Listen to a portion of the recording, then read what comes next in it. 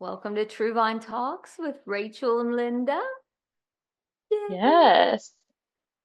So, Rachel and I had a topic, and then right before we got on, we were talking about motherhood and the challenges of having a baby and being a working mama. So, that was something Yes. she and I were cackling over and thought let's just talk about what this is like. Yes. So we decided to change our topic to parenthood for Yeah. today. Yeah. So we're just winging it, unprepared. We're just gonna have a conversation, but I just told Linda that's so in line with my experience of parenthood so far. Like I feel like I'm just winging it. Like here we go every day. Yeah. Well, what is it like to be a new mom? Because it's been a minute for me. So what's it like for you? It is exhausting, honestly. Like that's the first word that comes to mind. And I know some people might hear that and be like, "Oh, that's so terrible." Like this should be the most like joyous, like exciting time of your life to have this precious baby. And there are definitely moments of that. Don't get me wrong. I love my baby. Of course. He's amazing. I'm also sleep deprived and don't have hardly any time for myself. So it is exhausting for sure. Mm-hmm. Thank you for being sharing and transparent. Yeah. Yes, yeah. I definitely want to do as much as I can to keep it real and be honest whenever anybody asks me about my experience as a mother, because I feel like I felt like I was going into this not naive, but I so clearly was naive about so many things. And so I just, if I can help some other new mom be less naive, like, I think that is helpful. I wish I had been warned about so much. Yeah. What would have been some things you would have liked to know? I have told so many people I wish someone had told me what those first 2 weeks postpartum were really going to be like, because I was shocked and scared at how I felt. I was so emotional. And when I started asking other moms what it was like for them, they related and it was very similar. So, like, I guess after, someone gives birth, your hormones are just go haywire because all those pregnancy hormones that were like, creating this baby and keeping it alive and are suddenly like, rapidly decrease, and Mm-hmm. hormones that you didn't need during pregnancy are now rapidly rising, right, to help you produce milk if you're going to breastfeed like I am and all these other things. And so I just felt like an absolute roller coaster of emotions. I would be anxious and then I would be like so sad and I would just like cry like multiple times a day. And I'd be like, what am I even crying about right now? Like, this is wild. It was just absolutely wild, Linda. Oh my gosh. Yeah. Yeah, you're like that experience that you're just being so honest and raw and real, Rachel. I appreciate your authenticity because when I brought my baby home and Charlie went back to work, I looked at Grant and I was just like, uh, um, okay, I gotta keep you alive. Yeah. I'm scared to death. I mean, I was Yeah. scared, scared. Yeah. And you're there alone and you think because some people come in and they help a little while, it just there's something about being a mom that first time and looking at this life, this beautiful life, and you're like, "Ooh, you're making the food for it, Mhm. not it, the baby. For the baby, Yeah. your life is completely they're depending on you for life." It's, Yeah. ooh, think of that. God Yeah, made us that well. Sorry about that. God made us that well that we are making their food for them. That's a heavy load. it is. And you know that your life is going to change having a child. Like that's obvious. Everybody knows that. I think you just don't think of all the little nuanced ways that it's going to change until it's actually happening. So, like, my husband and I, for years, we would sit down and have dinner together in the evening, and that was like this daily ritual that we had apparently taken for granted because that doesn't happen anymore, you know? Nope. Nope. You Nope. know? You just have in your mind like, oh, baby will either like, lay over here in a bassinet or like be in a high chair and just no, it's gonna be screaming, it's not happy, or it's like nap time and someone needs to go put it to bed or yeah. Mhm. Also, I didn't know that babies don't know how to sleep. Not all of them. Some are great sleepers, some are not. My son is not a great sleeper. It's like an Olympic event trying to help this child go to sleep. He needs like bounced and patted and shh. Like you finally put him down to nap, and you're like sweating, like walking out of the nursery, Right. like, oh, okay, we survived another nap.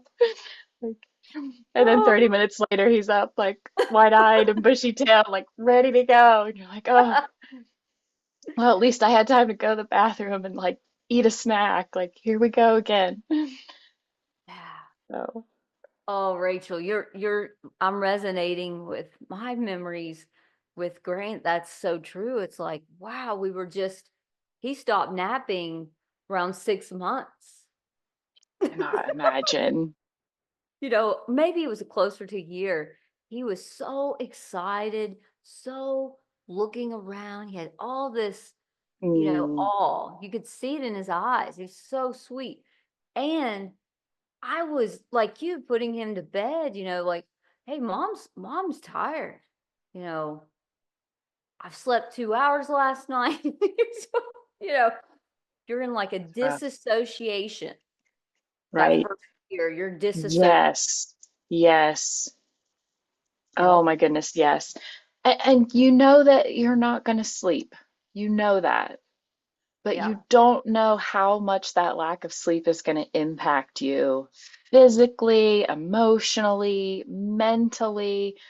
I feel genuinely so much empathy for anyone struggling with what is it when you can't sleep? My brain, because I'm have no sleep, I just like my brain is mashed potatoes. I see the mashed potatoes. It's okay. I'm here for you, sister. It's with an I, and it's when you can't sleep. What is that called? Insomnia. Thank you. Thank you. Insomnia. Okay. I feel like that takes away from the genuineness, but seriously, I empathize with anyone who has insomnia because not sleeping wrecks you. Oh yeah. Oh yeah. You can't You're, think. oh, you can't think. I mean, I literally forgot the word insomnia just now. Like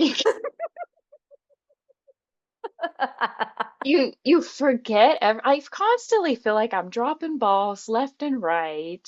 You Aw. can't focus. Your memory is like forget about it. There's no memory. There's no memory. You're irritable. You don't have the patience you want. Yeah.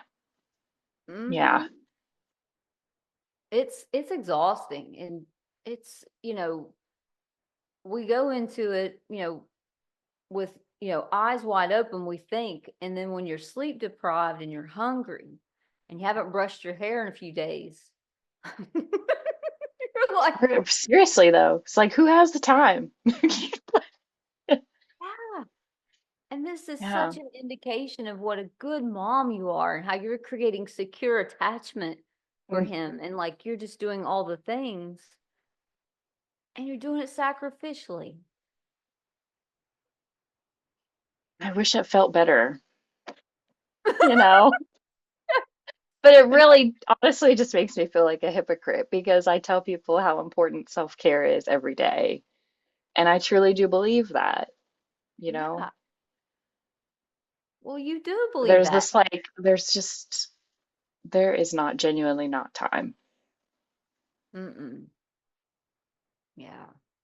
So we want to just applaud you for your work and for being a good mom, Rachel. Yeah. Thanks. It's I'm exhausting. trying. Yeah. What are And some, to every other mom out there giving it their best, you know?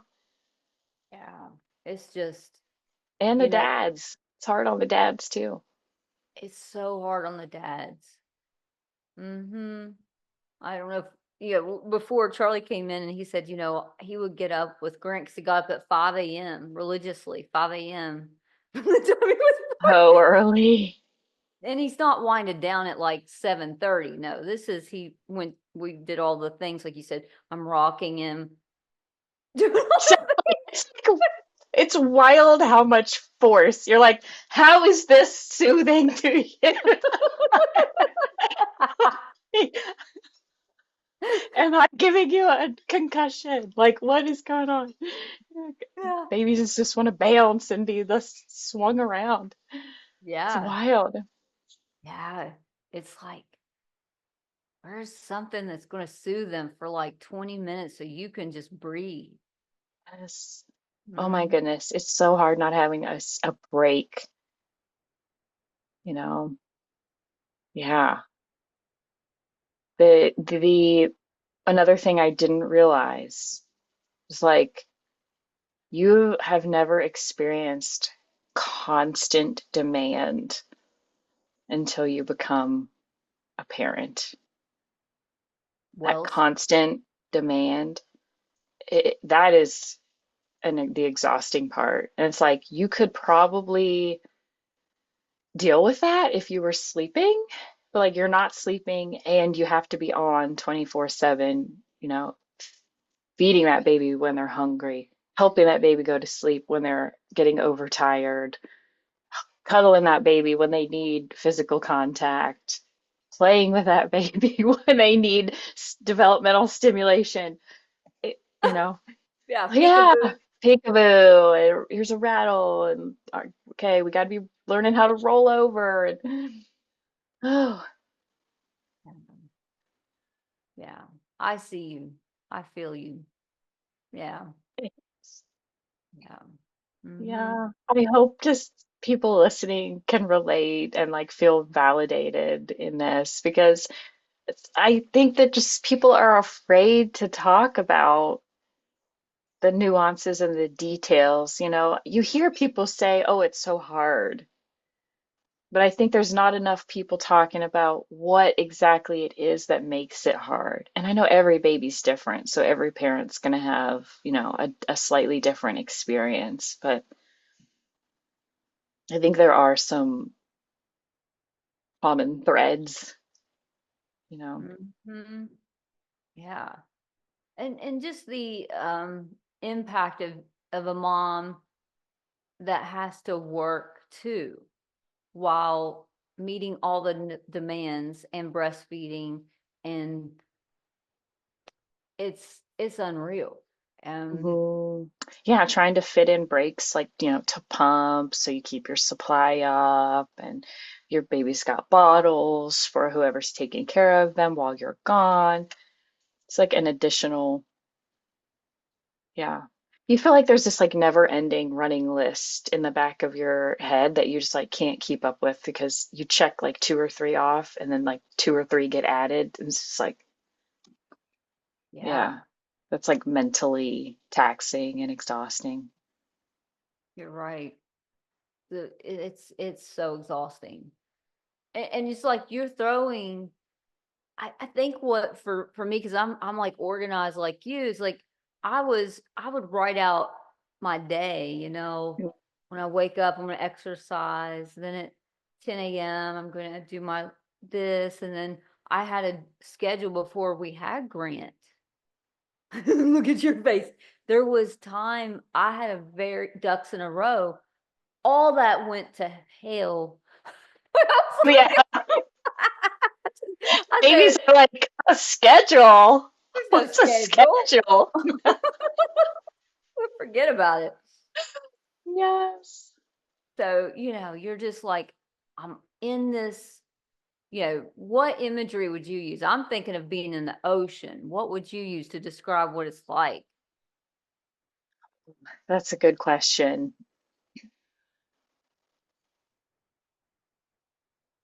I am thinking of like the circus act of like that guy that has all this spinning plates on sticks and they're like balancing like seven plates that are all spinning at the same time.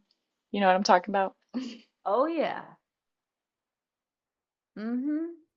That's a great analogy. What's that like to be spinning so many plates? Hate that I keep saying exhausting, but it's exhausting. Yeah. Yeah. Mm-hmm. And to all those, moms, the unmet need at that time when you're spinning all those plates, what do you think your overarching unmet need is? Rest. Rest. Mm-hmm. Yeah, it's undoubtedly rest. But Yeah. it's hard to even rest when you have the opportunity. Like, even on a weekend, if my husband's like, I'll watch the baby, like, please go upstairs, take a nap, I will try. But you're just laying there thinking about all those spinning plates. And you can't, like, just close your eyes and fall asleep. Yeah. Yeah. So that's something I've been listening to or hearing about is the taxation of the mental work that a mama does. I've been seeing those reels on TikTok about the taxation and the overarching process of what a mom thinks about in a day. you know, how exhausting that part of it is that we don't talk Right. about. Do I Right. have diapers? Do I have wipes? Did I pump enough? Oh, what time's that appointment for them? Oh, I have a job. I gotta go see my client here at like 4. Oh, I've never paid so much attention to the time in Yeah. my life, genuinely. And I had Mm-hmm. no idea I would. You're like, okay, when was the last time he ate? When is the next time he needs to eat? When was his last nap? How long was his last nap? When's his next nap need to be? Like, you're constantly like, you know, keeping track of time and like setting goals, like, okay, well, he needs to eat again in 2 hours. So, Mm-hmm. yeah. Yeah. So that part of you is managing so much. Like Hmm. you're managing and managing. And Yeah. Yeah, because you're what thinking happened? about that, all that while you're like, playing with the baby and trying to feed the dog and make, when was the dog let out last? Oh, you probably need to pee. Like, Sorry, dog. Mm-hmm.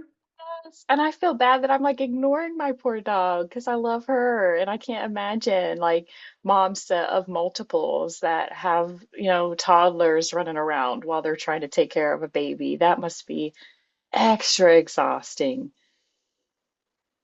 And the My guilt sis- that must come up because I'm saying uh, I feel guilty for ignoring my dog. I can't imagine if my dog was a toddler, I would feel. mm-hmm.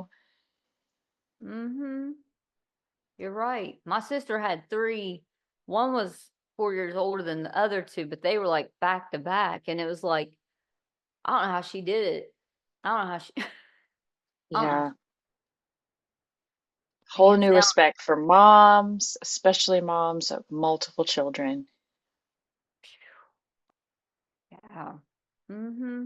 And chemically, what's happening inside our bodies when we're breastfeeding is I think that we still think our bodies are telling us that we're still kind of pregnant. Is that right, Rachel? I think that's what I've read. I can't remember. I don't know, but I know I don't I think I Yeah, don't I'm know with if it's postpartum or with breastfeeding, but yeah. someone compared it to menopause. And I was like, oh, wow, great. Like hormonally, it's similar. Yeah, I'm looking at on the chat GT. What hormones are being released during breastfeeding? Because I forgot what, because that would be interesting to understand what's happening in the brain. Because I felt pretty foggy. Just they call it the Yes. Well, your brain actually shrinks, I think mm, like 2% during correct. pregnancy in case there's any like swelling during the birth. And it can take up to 2 years after birth for your brain to go back to its normal size. Now that I didn't know. So, yeah, that is interesting and explains so much. That's Yeah. So wow. imagine, I mean, most people will have another child after 2 years. True. But I think that's kind of like the average. Like, so, like, your brain maybe just got back to its normal size and now it's shrinking again. Exactly, like our poor our poor brains. No Oh, wonder we are so forgetful and just feel like we're in a fog and yeah. And the lack of sleep therein, and oh yeah, that makes it worse. oh, it's prolactin. That's the hormone that's I responsible for milk I production. knew it had like lactate. It was similar to like lactation, prolactin. Okay. Oxytocin is released when you're breastfeeding. So that's positive. Estrogen helps with the development of the breastfeeding. Progesterone plays a role in breast tissue development during pregnancy. Yeah. The oxytocin part is funny to me because in those first 2 weeks, when you're just like crying nonstop, you're like, where's all this oxytocin I'm supposed to be getting? Where's the feel good drug in my brain? I'm not having that. Right? Yeah. You just have this image in your head of like bringing this precious little newborn baby home that you're just gonna snuggle, and that is just so not the experience that I had. My first 2 weeks were rough emotionally. Mm-hmm. Yeah, I had like baby blues, bad. Mm-hmm. Yep. I experienced that dip too. Yeah, I'm with you, Rachel. I think it's the alone part I felt. And Yeah, it I is wish I had shared isolating. that with you. Yeah, I wish I Yeah. told Well, you. it's okay because like, you don't want to scare people. So I understand why people aren't like, "Oh, hey, heads up, those first 2 weeks are terrible." You know. But I don't know. Someone needs to we got to figure out a way to warn people. Well, we're doing it right now. Yes. Yes. Here we We're are. we're being transparent about our experiences with the birthing and the breastfeeding and the first time mom experience. And Yeah. I like that people are being more authentic and genuine because one mom's experience isn't another mom's experience. Right. I'm sure there's women out there that have a great, you know, first 2 weeks, just that do just feel all that like just joy and yeah, oxytocin and all the good things. Yeah. But for some of us, that's not true. And that doesn't mean anything different. We just have a different experience with our Hmm. newborns, and we want to normalize that feeling of sad and overwhelm and exhaustion and lonely. I felt so lonely whenever I'm home, you know. Yeah. Yeah. I did too.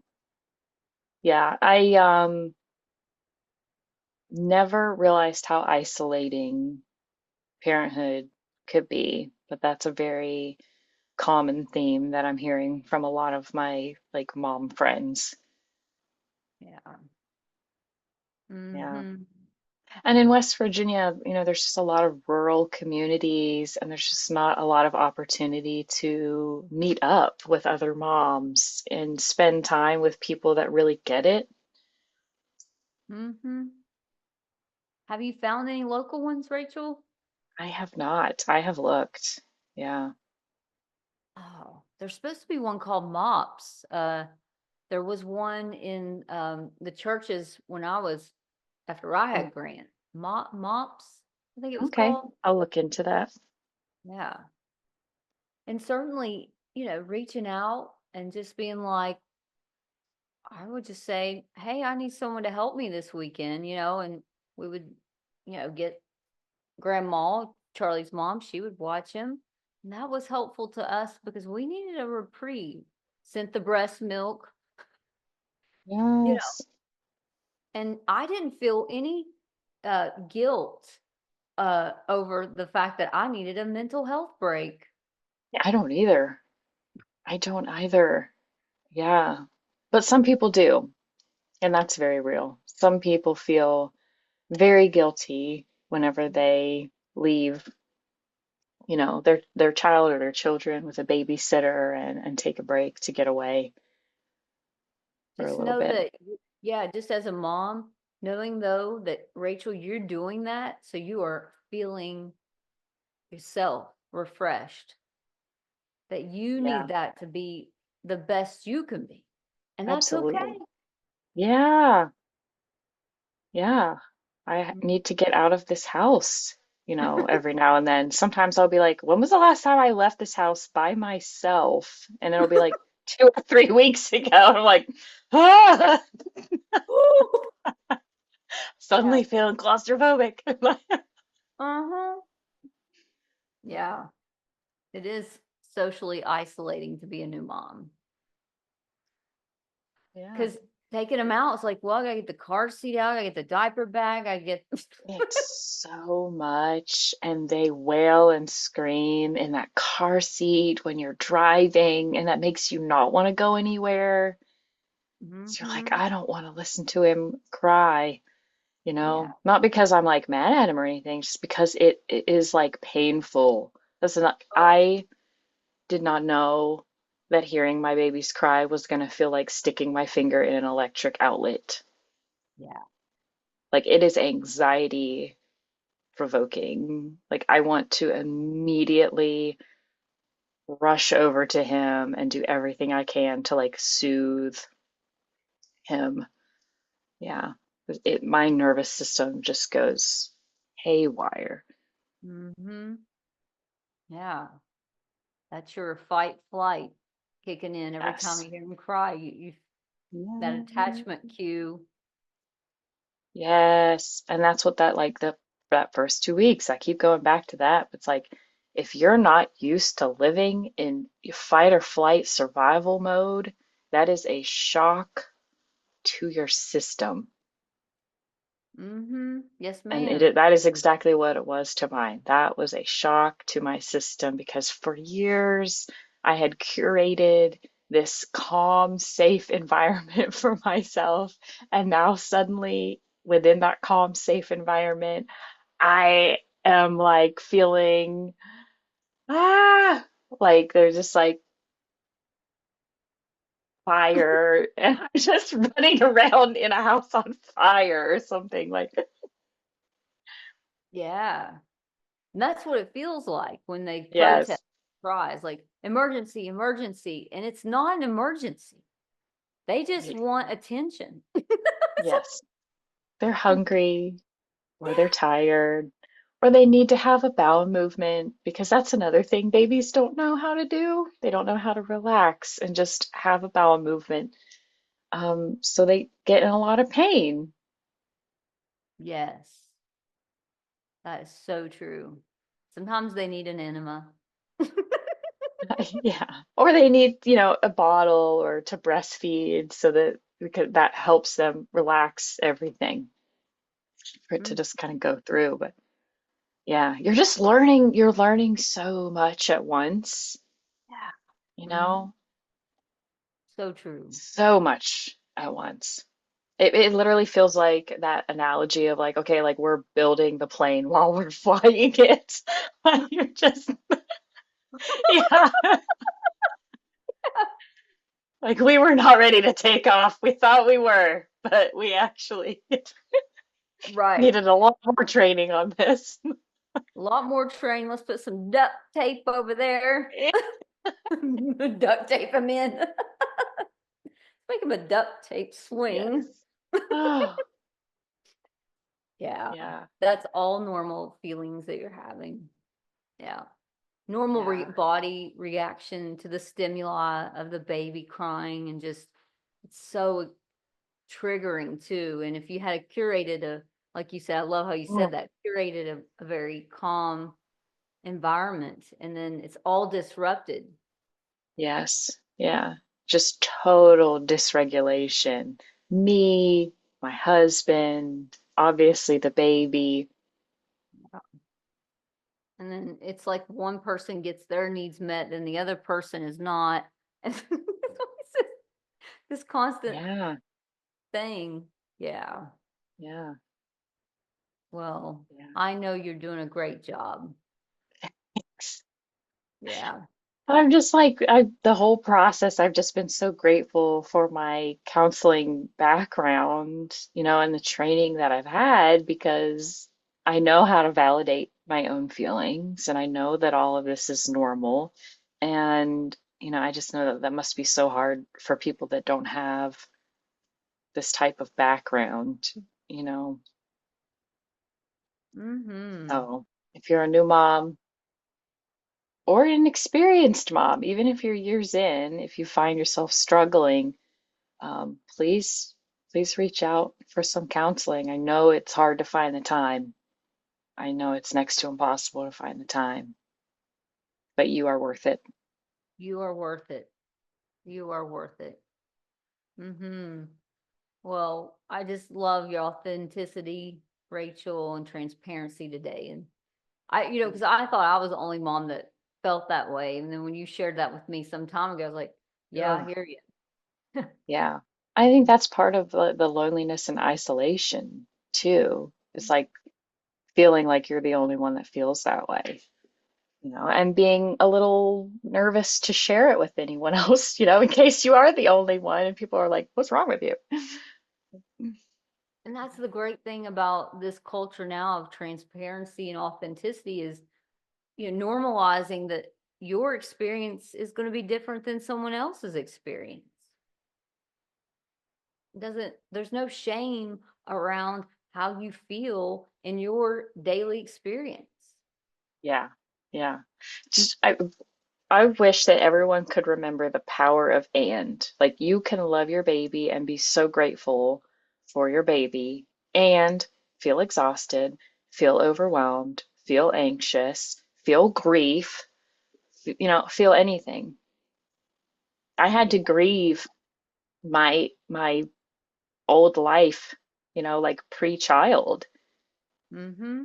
because it ain't ever gonna be like that again.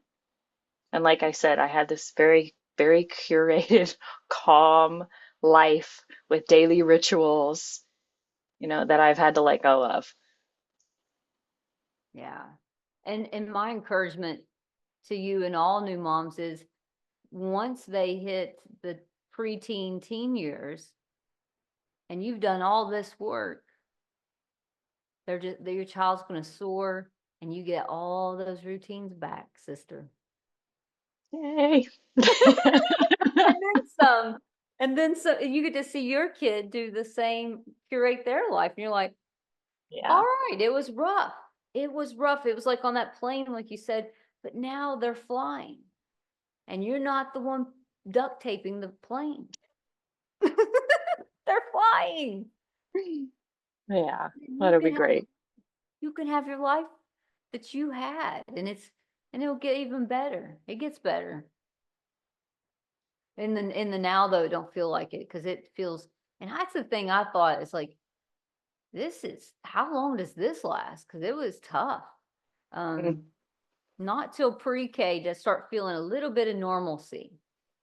It took a while. Like he was like 3 and he started pre-K, and then he started getting a little more exhausted in the day.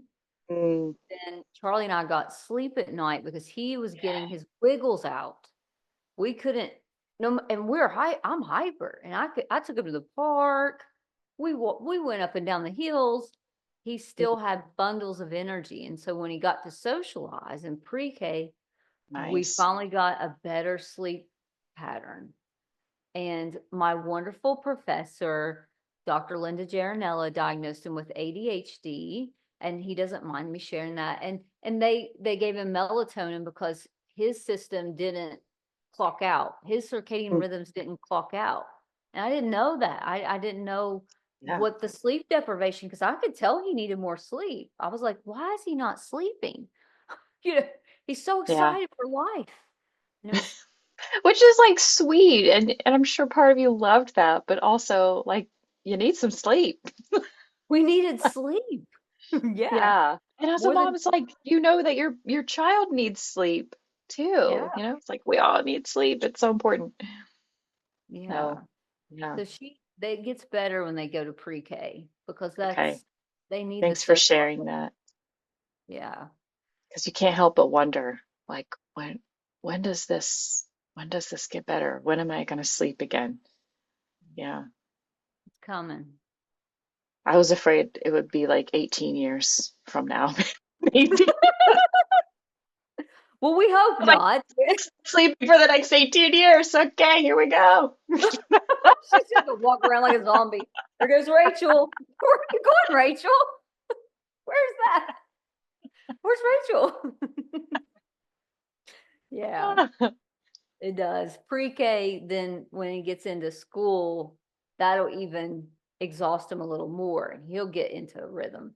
And like I said, getting those things checked out like we did with him. I'm not saying that's your path. I'm just saying for us, it was like something wasn't correct because 6 hours a day for an under age 2 seemed very little to us. Like 6 hours was it there for a while. Yeah. Yeah. Whew. I'm so glad we're normalizing these experiences and helping other mamas hear that it's okay if it's not perfect. Oh, You know, it's not going to be perfect. It's not going to be perfect. Yeah. no, yeah, Yeah. Yeah. And if your social media feed is full of people making it look perfect, that's fake. that's so fake. Yeah, I had to take a little break from social media. I was just getting so much. It's these algorithms are creepy. Like as you bring your baby home, even just in pregnancy, you start getting all this pregnancy content. Bring your baby home, you're getting all this baby content, and it is overwhelming. Mm. It's like, oh, these are all the milestones, and you have to be doing like this during tummy time, and you have to be. It's like you're like, oh no, I'm already failing. He's 3 weeks Oh, old, like, and then you're like, no, no, no, no, no, no, no, get off you're not this, failing. right?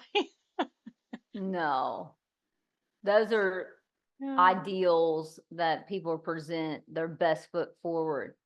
I watched Nora, I forget her last, she's a beautiful model and she's making fresh food from scratch on TikTok. And she's become super Nora, she's married to that lucky guy. She's so beautiful and she's making stuff from scratch. And I said, how in the world with 3 kids is this lady making bubble gum from all these ingredients, natural ingredients Oh, God. from scratch? Wow. And It's I thought, because that's their job. I have to constantly remind myself their job is being a content creator. They're creating content for the rest of us to consume. That's it, period. that's not real life. No, that is not real life. Yeah, her baby's throwing up on her and the other one's pooped on itself. That's what's Oh my really gosh, yes, that is 100% what's happening. that's really what's Yes. happening. She puts her baby down for a nap and she goes to sit on the couch for 20 minutes and there's spit up in her hair, so now she has to go take care of that. That's the truth. Yes, Or she has a whole team there doing all the things, because they're yes, content creators. So keeping that in yes, mind. yes. Oh, real quick, before we wrap up, I love that you mentioned, or she has a whole team there.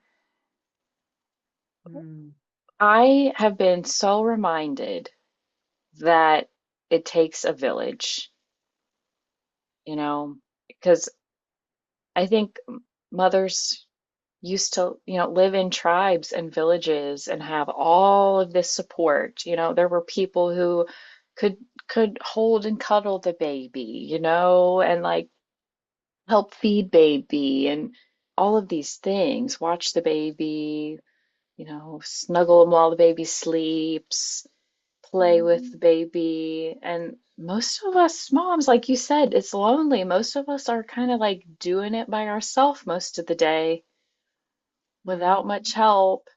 And I really do think that that plays into the emotional roller coaster that you feel in those first few weeks. Because I think our DNA, like I think our body, our brain knows I'm supposed to have a village right now. I'm supposed to have all these people surrounding me, helping me figure out how to do this. Yep. Something's wrong. Because it Mm, really, I just had this like this constant feeling for a while. Like it's gone now, but like this, you just have this like on edge feeling like, oh no, something's wrong. And I really think that that was my body afraid that like my village got wiped out or.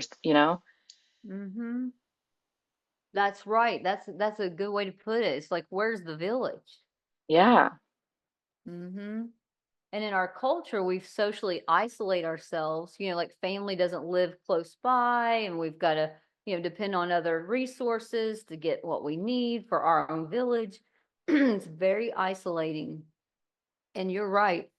This past summer, if I can add this too, because we're on a roll Please. here, the dolphins out in Jekyll Island, we went and toured the dolphins. Charlie and I did. Oh, how nice.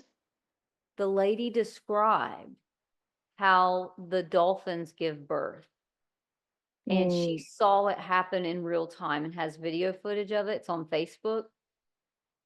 The dolphins would swim around the mother, right? They would encirculate her right before she's giving birth, and the midwife was underneath her and helping her get the baby out, and the baby pops up into the water, and all the dolphins keep swimming around her and supporting, and the midwife helps scoop up the baby, and they do this. This is That's how beautiful. dolphins live. Oh, that's gorgeous. I love that. When and why and where and how did we go from community and tribal and having relatives to these isolated? How did that happen? That's a big Yeah. social Like it's question. not meant to happen in a vacuum, but it's so normal now to be like, and I respect, like I did want some alone time with just my husband and I and the baby. So it is that there's this like, I don't know. And I guess it's just industrialized society and people, because of jobs or whatever, like, we're living further away from our families and friends, and it Hmm. just makes it hard. It's really hard. I think your body was telling you that you needed a village. hmm I do. I think my body, and I think a lot of other women's bodies. So I don't know. That helped me. I saw some content on that, like that made it click and helped me be like, oh, okay, my Right. body is aware that there should be a village or a tribe here around me. And because there's not, part of this like weird sense of grief I'm feeling is my body Mm. thinking that my whole village, something bad must have happened. Wow. And that's where your brain's probably been. Yeah, I think that's a lot of postpartum depression, maybe in Ooh, modern I think you're day. I onto really something. do. I really do. Yeah. Yeah, because I Well, really do. I was experiencing that, and I started my own therapy for that. And I think once I made that connection, things got so much better for me. I'm not saying that's a cure-all for everybody, obviously, but I just I don't know. There's something there. well, I want to be a part of your village. And I know you are. yes, and Charlie and I have great experience with a boy. So if you ever, we're Yes. here. Thank you. Yes, with a boy who is having just a lot of similarities that we're Yeah. experiencing with like high energy and lack of sleep. So, yes. Yes. Well, Rachel, this was a great podcast. Thank you for being so open and real and authentic today for our moms Of listening. course. Yes, and you too. Thanks for the insight and the validation. You got it. Yes. Until next time, everybody, take care. Bye. Bye.